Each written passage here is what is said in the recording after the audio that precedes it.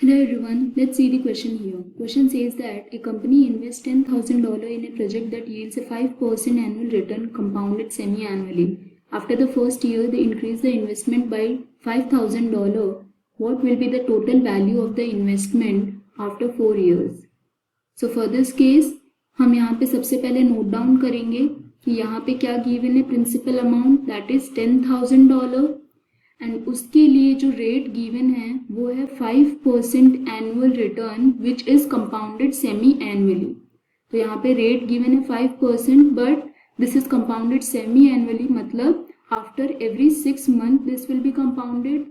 तो सबसे पहले हम यहाँ पे फाइंड आउट कर लेते हैं amount for $10,000 principal value.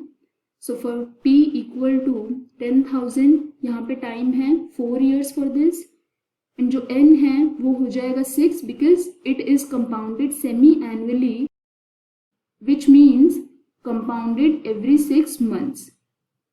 So for this यहाँ पे जो अमाउंट का फॉर्मूला होता है वो होता है amount after time t, this will be equal to principal value multiplied by 1 plus rate divided by 12 divided by n whole divided by 100 to the power t multiplied by 12 divided by n. So value substitute करते हैं. यहाँ पे p की value है 10,000, r की value यहाँ पर है 5 और n की वैल्यू यहाँ पर है 6 and t this is equal to 4 in this case.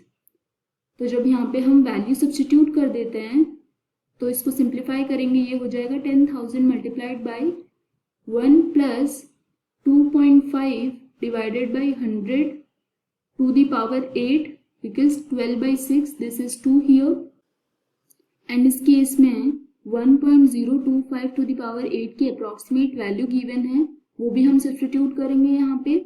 So when we solve this amount आ जाएगा $12,184.02.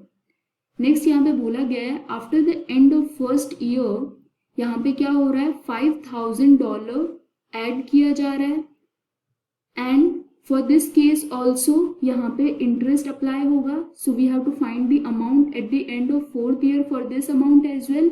But इस केस के लिए एक स्पेशल कंडीशन है, वो क्या है कि ये जो अमाउंट है वो ऐड किया जा रहा है फर्स्ट ईयर के एंड में. सो फॉर दिस केस जो टोटल टाइम पीरियड होगा वो क्या हो जाएगा 4 - 1 that is 3 years only. So for this case formula same है अमाउंट के लिए, तो A डैश हम नोट करेंगे यहाँ पे.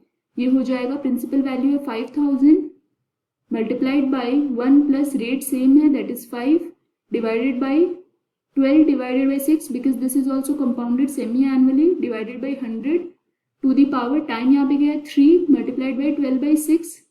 सो this will be equal to 5,000 multiplied by 1 plus 2.5 divided by 100 to the power 6 and जब इसको सॉल्व करेंगे ये हो जाएगा $5,798.45. तो हमें यहाँ पे क्वेश्चन में पूछा गया था final amount at the end of 4 years.